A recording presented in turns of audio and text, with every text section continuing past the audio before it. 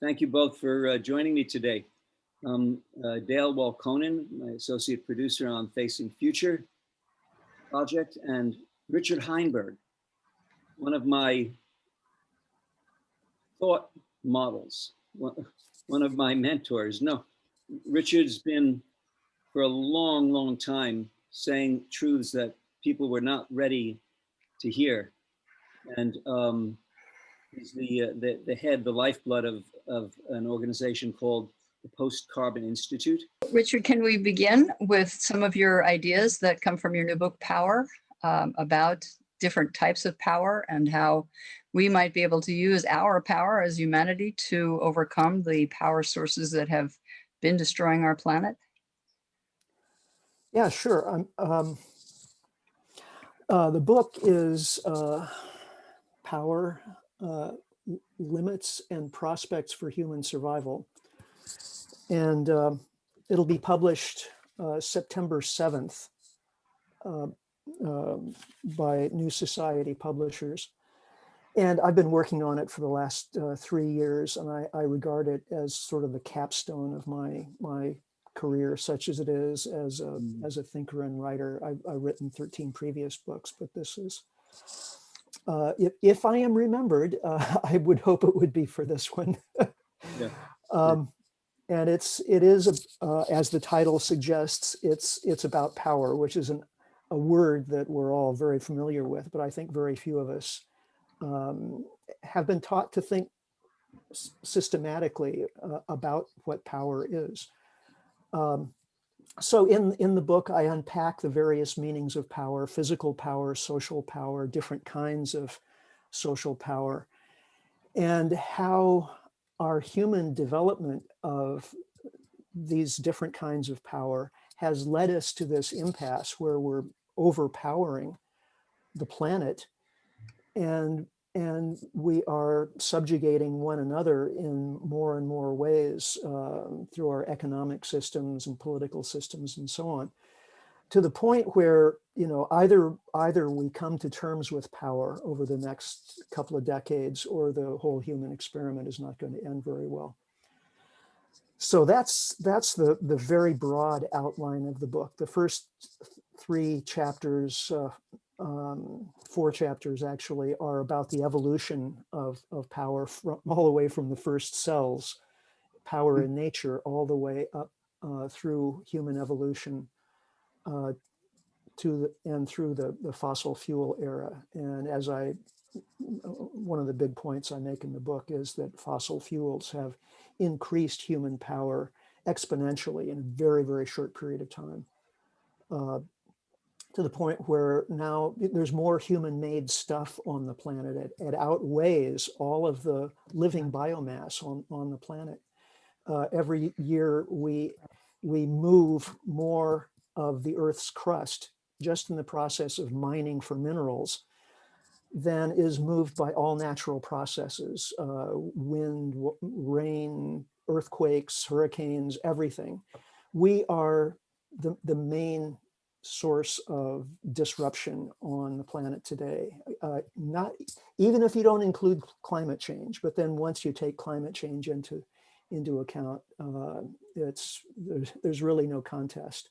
I guess it's a understatement to say that humans have become a force of nature. Yeah, absolutely. Unfortunately, we are a rogue force of nature, in that we don't act in consistent manner with our values, or with what should be our values. We have a corrupted set of values, and that corruption, in my mind, comes from money, from this thing called money. So again, you and I have kind of staked our view on different aspects of the same thing. Power is money, money is power. Right. Yeah. In the book, I describe money as being a symbol and a means of applying social power, and social power is the ability to influence the behavior and thoughts of other people. And of course, with enough money, you can get other people to do all kinds of things. You can influence their behavior in endless ways. That's, of course, that's not the way that standard economists view money. They see money as just this neutral means of trade, exchange, a tool for facilitating exchange. But we all know in reality in our own lives that money, as you say, money is power. And Well, power is also energy, as you point out in the book, and different types of energy and the way we use energy. And of course, energy has been the cornerstone of our problem, is that we are using fossil fuel energy right. When we could be using the power of the sun and the wind and the heat of the earth itself. We could ally with the powers of nature, which will otherwise overpower us, because nature ultimately is more powerful than we are. Right. And as you say, energy is ultimately power. And in fact, a physicist would define power as the rate of energy transfer. Hmm. Energy is at the heart of biology, and it's at the heart of human systems. And it's our human ability to extract and use and concentrate energy beyond just the food that we eat and what we can exert through muscle power. That's really brought us to this situation where we've taken over the earth. And then money is the means we use at the level of society to control one another. And so, yeah, it's all power. Power is everywhere. And again, unless we understand it better and come to terms with it, it's ruling us rather than the other way around. And so now we have the society becoming essentially global.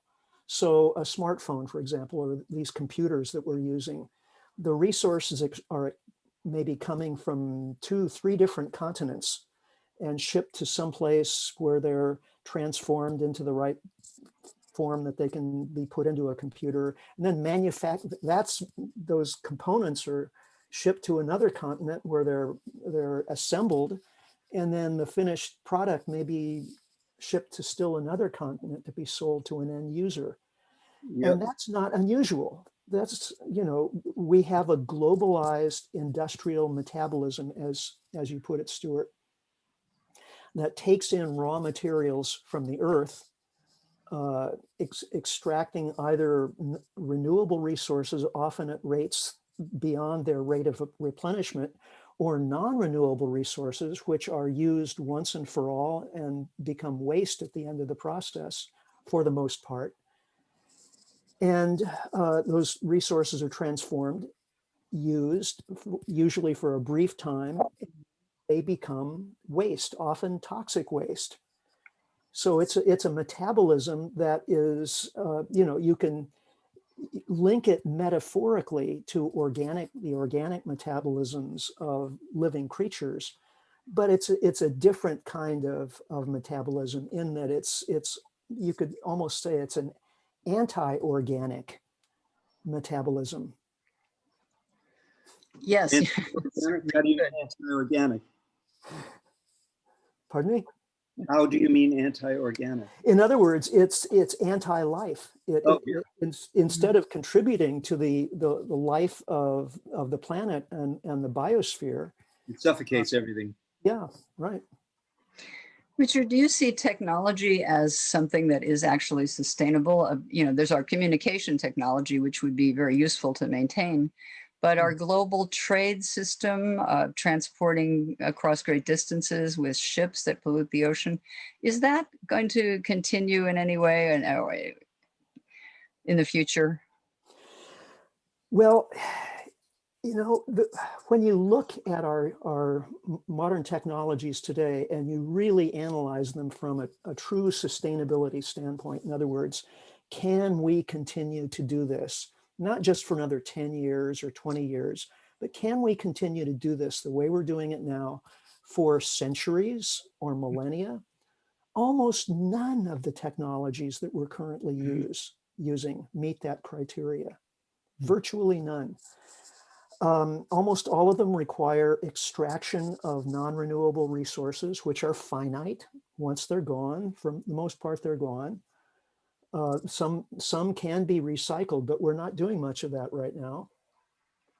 And right now, the energy that we're using to make our technologies function, 85% of that energy is coming from fossil fuels. Well, it is now, but if we switch to renewable energy, we still would have a problem generating the sort of technology that we have now. See, that's the problem. Even if we switch to renewable energy, you know, sunlight and wind are themselves renewable, but the machines we use to concentrate that energy are, again, machines made out of non-renewable materials, you know, whether it's steel or aluminum or silicon. These are lithium, rare earth metals, and so on. It's not that we're about to run out of those things tomorrow. Some of them are starting to get rare and scarce. Others probably won't be rare or scarce for another, you know, century or maybe even 2 centuries. But in the big scheme of things, a century or 2 is nothing. If we're serious about creating a sustainable civilization that actually can be maintained over the long term, then we have to start talking about not just, you know, where we're getting our energy, but also the scale at which we're using energy. And right now, the scale at which we're using energy is itself not sustainable. I did a project a couple of years ago with a colleague of mine, David Fridley, who's on the energy analysis team at Lawrence Berkeley Lab. And we spent a year together studying what it would take to transition our global energy system away from fossil fuels to renewables. And all of the problems were solvable in principle. In other words, in the lab, you can solve all these problems with energy storage and intermittency and waiting for that big but. But there's a big but, yeah, which is scale. You know, doing all of this at the scale at which we're using energy now, we couldn't make it work. Yeah, yeah. So either the population needs to be much less, and certainly it does, but also we need to use a lot less. Gail, you're kicking a sacred cow. Yes, I know.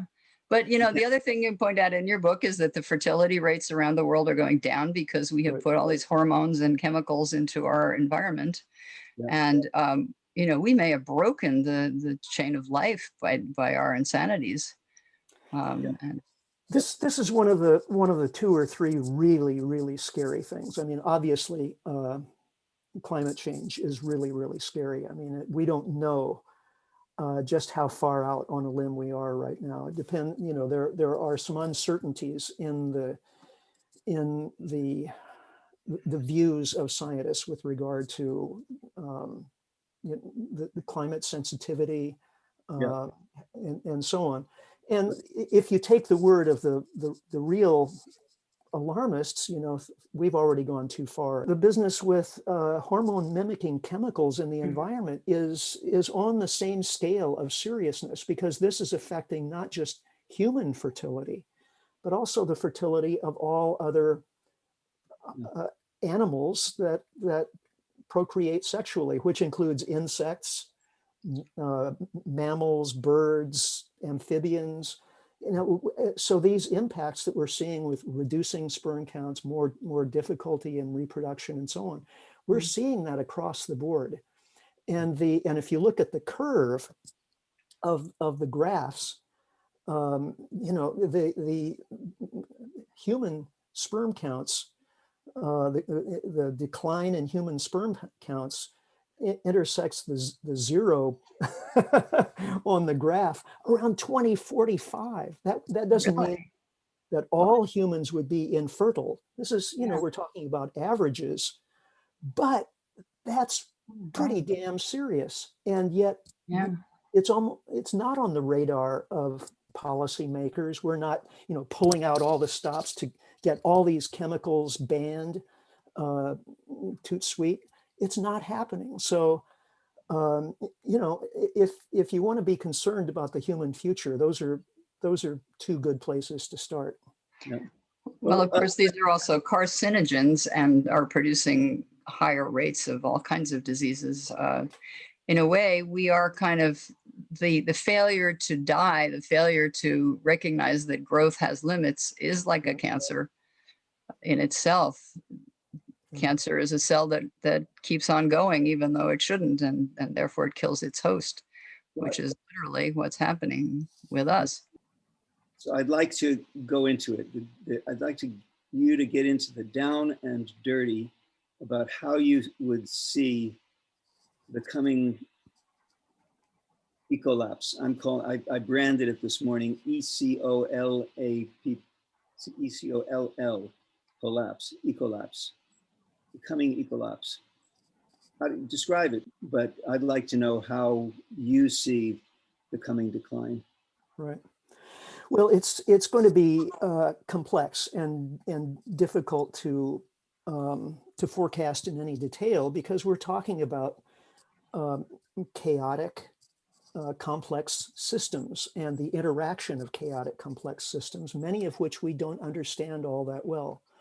We're trying to understand the climate system better, but as any climate scientist worth her salt will tell you, it's an ongoing process.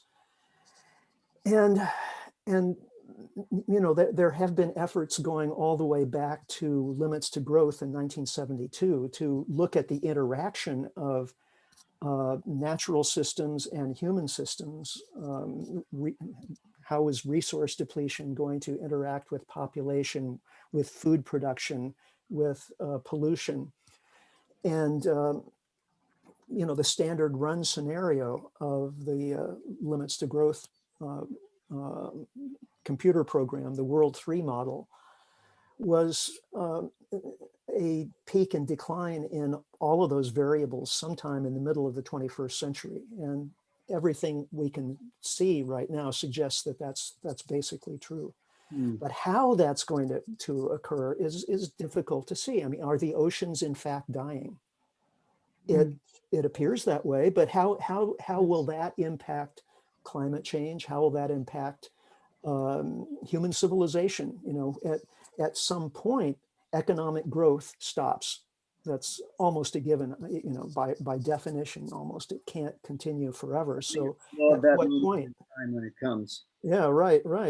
But when that happens, that's going to tip social and political systems into a chaotic mode, because we've set up human economic and political systems to depend on constant growth. And when growth stops, these systems go into crisis mode. And people start electing crazy leaders who promise things that no one can deliver, and start tinkering with things in chaotic ways that in many cases make things worse. And people are known to rally behind strongmen. Right.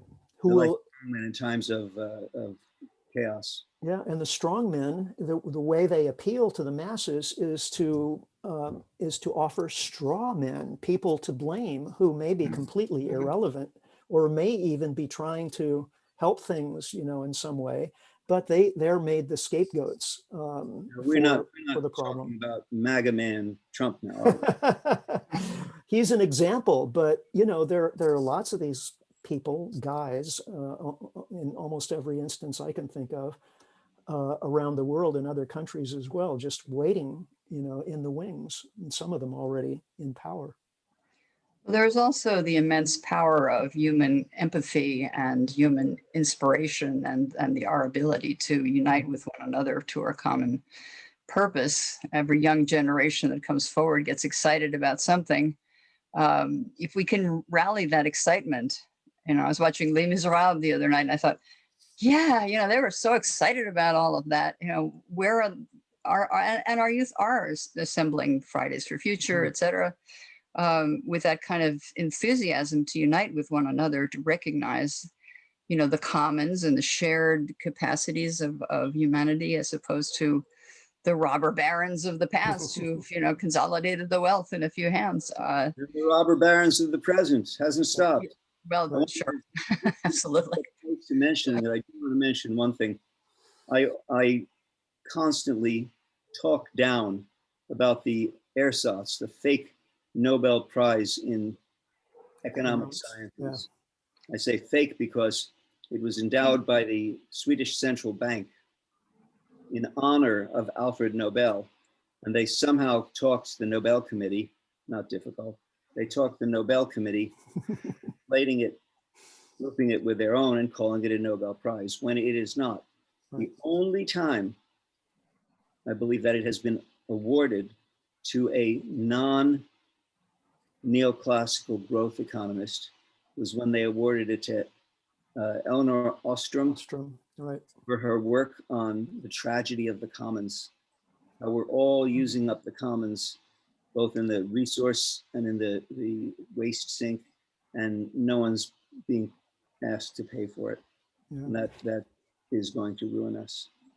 Now, Ostrom's work actually was on how traditional societies, pre-capitalist societies, often did a very good job of managing the commons. And this is a big theme of my book, actually, that we humans are capable, in fact, natural systems do it all the time, but we're capable of moderating power in the present so that we can persist for longer periods of time.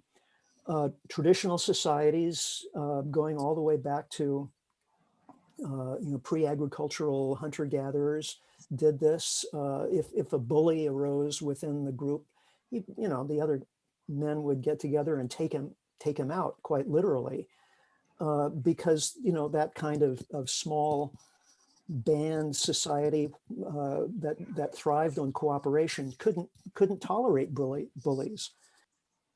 Throughout human history, there have been institutions and efforts to moderate power, whether it's in the form of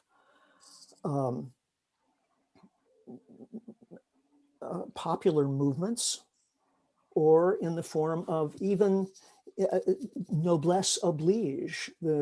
Sometimes the wealthy and powerful realize that it's in their best interest to spread some of their wealth around, even if it's just paying for some big cathedrals or something where they can take the credit, but everybody else gets to enjoy the fruits.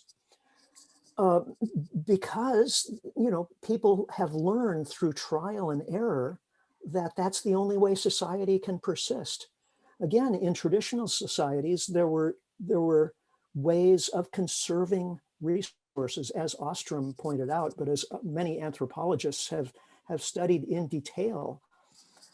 Now, these were learned through trial and error. It's not that we have this automatic instinctive mechanism for conserving. For the most part, if goodies are available, if lots of energy is available cheaply, we will use it to the max.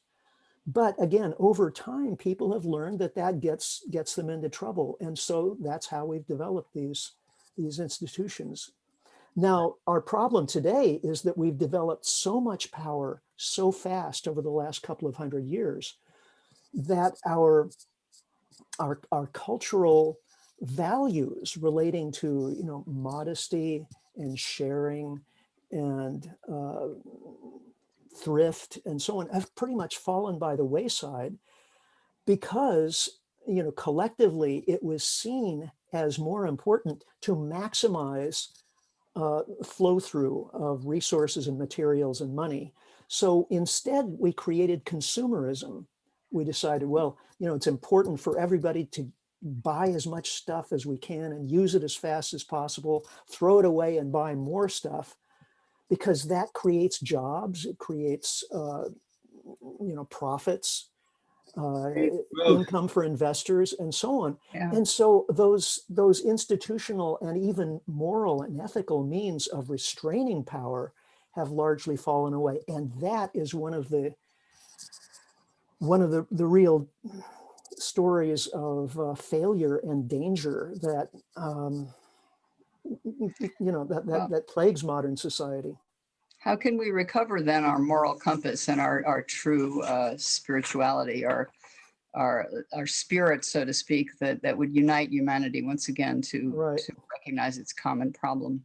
It's not going to be easy because what would have to happen, it's not that those things have completely gone away. There are lots of people who are, you know, not interested in spending their lives chasing after investment income or whatever. They'd much rather live modest lives where they're being of service to others or creating something beautiful. But those are not the most influential people in society, generally speaking. It's the people who do chase the profits and the investment income and the hierarchical power within organizations. Those are the people who have the most influence. Now, if all of the other folks who see that we're going off the edge, whether they're environmentalists or people who are concerned about, you know, social justice, or who are anti-war groups and whatever, if all of these people were somehow to ally themselves, see their common interest in checking humanity's over-empowerment, temporary over-empowerment, then that would be a force to be reckoned with. Of course, if they did that, then they would be considered, as they already are, in, you know, as separate movements, they would be considered a threat by those who want to maintain their current power relationships. And that's really that's the power struggle of the 21st century in a nutshell. The struggle between those who want to see human power checked, whether it's the social power of entrenched money and finance, or the physical power of, you know, fossil fuels and carbon emissions, versus those who want to see that checked, versus those who want to maintain the current power relationships and just press the pedal to the metal. Of course, that's not going to work in the long run anyway. If those folks win, we just We're screwed. go down the tubes. Yeah, we're screwed. But nevertheless, they're the people in charge currently are, many of them, if not most of them, in that category. Well, the people in charge are one thing, but also all of us are consumers of that society. All of us are participating to some extent in that paradigm. And all of us can make choices every time we don't buy something or buy something. And in that, there is quite a bit of power, because no product can be successful unless somebody buys it. Right. Yeah, we have some power in that regard. This system as a whole has a tremendous amount of momentum behind it. And folks who want to change it just at the individual level, at this sort of consumer level, are their influence is small enough that the folks in charge can view it more or less as background noise. So I think more concerted effort is going to be required if we're going to make enough of a difference to actually disrupt the trends that are in place currently. Well, certainly military power is not in our hands, and a lot of resources go to that effort, which is a complete waste of human resources. Yeah, that's certainly true. And the continuing arms is also very disturbing, because as people become more upset by the climate crisis, violence, as you point out in your book, may well increase. And people who haven't ever had a share in this wonderful, you know, plenty are going to realize they're not ever going to get a share of the plenty, which is now diminishing. And that could make them very, very angry. There's a very dangerous, you know, possibility that humanity, instead of becoming more cohesive, will become far less cohesive. Right. We've got so many good scripts for dystopian futures. Yeah, there's no end. I'd like to see even one script for how we make it out alive. Yeah, well, my book does discuss sort of a long range possibility, and getting from here to there is the difficulty. But you know, over the long run, it seems to me that we do have the capacity, learning again through trial and error, to redevelop the institutions and the attitudes and the values of power moderation. And in addition to that, we have, and in fact, all of life has the capacity to use power not just for competitive success, you know, reproduction and acquisition of resources and so on, but also for the creation of beauty. And this goes on in nature all the time. It's, you know, Darwin talked about sexual selection, and, you know, was perplexed by the peacock's tail. You know, it actually reduces the fitness of the peacock in the sense of, you know, it makes it easier for the peacock to be seen and caught by predators and so on. But it puts all of this, you know, biological effort into creating this beautiful thing. Well, why? So it's more attracted to its mate. But we see that all across nature. I recently wrote an essay called "Nature is Intentionally Beautiful," and I sort of unpack that principle, that observation in the article. It's not that we human beings subjectively, you know, we look at nature and we go, ah, beautiful sunset. And, you know, sunsets are beautiful, but you know, if you look at life, it is putting enormous resources into being as beautiful as it possibly can be. That's part of its survival strategy. And we human beings have done the same thing. We've created art and music and architecture and literature and poetry and humor and all of these things that are wonderful. And we tend to view them as sort of unimportant add-ons to the really important stuff, which is making money. Right. We need to turn that around. When beauty and love become the center of our process once again, then Exactly, I think exactly. salvation And then we can use these outsized human abilities for language and tool making, all these things that we've gotten really good at. We can use them in ways that don't undermine our own future and the future viability of the planet. Well, thank you, Richard. This has been a really interesting conversation. I really appreciate your spending some time with us today.